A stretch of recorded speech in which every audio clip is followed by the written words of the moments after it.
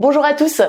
Alors aujourd'hui, après l'AMF, l'autorité des marchés financiers, nous vous présentons l'ACPR, qui est donc le gendarme des banques et des assurances. Qu'est-ce que l'ACPR? Eh bien l'ACPR, c'est l'autorité de contrôle prudentiel et de résolution, et c'est une autorité administrative indépendante qui est adossée à la Banque de France et qui est présidée par son gouverneur, c'est-à-dire actuellement François Villeroy de Galhau. La Banque de France lui procure ses moyens, notamment humains et informatiques, et contrairement à l'AMF, l'ACPR n'est pas une personne morale, mais elle dispose malgré tout d'une autonomie financière. Alors concrètement, qu'est-ce qu'elle fait? Eh bien, elle surveille l'activité des banques et des assurances en France, tout en assurant la protection de leurs clients, à l'exception des souscripteurs de titres financiers, actions, obligations, etc., qui eux dépendent, enfin entre guillemets, sont protégés par l'AMF. Alors un peu d'histoire pour commencer. Ce qui s'appelle à l'époque l'ACP, l'autorité de contrôle prudentiel, est fondée en 2010 suite à la fusion de deux autorités de contrôle et de deux autorités d'agrément du secteur bancaire et financier. Alors les deux autorités de contrôle, ce sont la commission bancaire et l'autorité de contrôle des assurances et des mutuelles. Et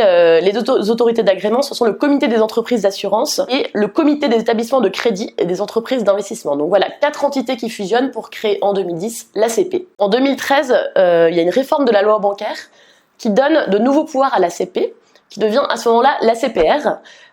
Donc elle devient l'autorité de contrôle prudentiel et de résolution. L'ajout de ce R de résolution n'est pas anodin du tout, parce que désormais la gestion et la résolution des crises sont confiées à cette instance.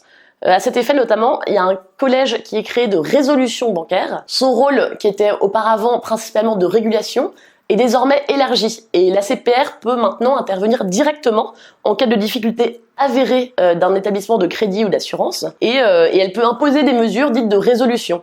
Alors, ça peut être de suspendre ou de s'opposer à la nomination de dirigeants si elle estime qu'ils ne sont pas assez compétents, par exemple. Ça peut être une interdiction de certaines opérations financières jugées dangereuses qui sont pratiquées par un établissement. Et cela peut même aller vraiment, en cas d'infraction grave, jusqu'à la réorganisation de la structure incriminée, ou même une cessation de son activité. Donc là, c'est un rôle qui est très interventionniste, enfin qui peut l'être tout du moins. Alors comment elle fonctionne? Elle est composée de 4 structures qui lui permettent de couvrir ses diverses missions. Il y a donc un collège de supervision qui est présidé par le gouverneur de la Banque de France, toujours François Villeroy de Galhau, qui comprend 19 membres. Alors on va pas tous les énumérer, mais mentionnons tout de même qu'il y a dedans le président de l'AMF, il y a un conseiller nommé par le président du Sénat, un autre par le président de l'Assemblée nationale, également un conseiller d'État.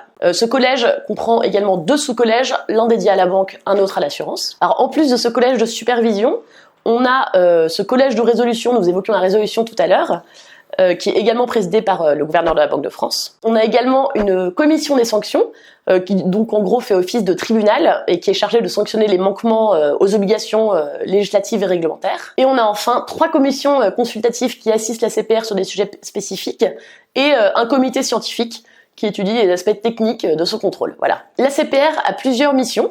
La première, la plus importante, c'est le renforcement de la stabilité financière du système bancaire et des assurances. Rappelons-le, ça a été créé donc en 2010, donc dans la foulée de la crise des subprimes, etc. L'idée est donc d'éviter que ça se reproduise. Et donc, à ce titre, elle exerce une surveillance permanente des établissements de crédit, d'assurance et des compagnies financières, en veillant au respect des normes financières nationales et internationales. Notamment, la plus connue, c'est les nouvelles règles de solvabilité qui sont entrées en place dans le cadre de Bâle 3. Et en plus de ce rôle de prévention et de contrôle, on en a parlé tout à l'heure, elle a un rôle de résolution dans les cas les plus graves. Un autre aspect de ses activités de surveillance, c'est de coopérer avec Tracfin, qui est l'organisme du ministère de l'économie et des finances qui lutte contre le blanchiment d'argent, le financement du terrorisme et la fraude fiscale. Une autre de ses missions, c'est la protection de la clientèle, bien sûr, des établissements qui sont placés sous son contrôle. Donc elle veille ainsi au respect de la protection des consommateurs dans les produits qui leur sont vendus. Bien sûr, pour les produits boursiers, c'est une partie qui relève de l'AMF, mais elle s'occupe de tout le reste, notamment les assurances vie, etc. Et enfin, sa dernière mission, c'est de représenter la France lors des grands événements européens ou internationaux liés à la banque et à l'assurance.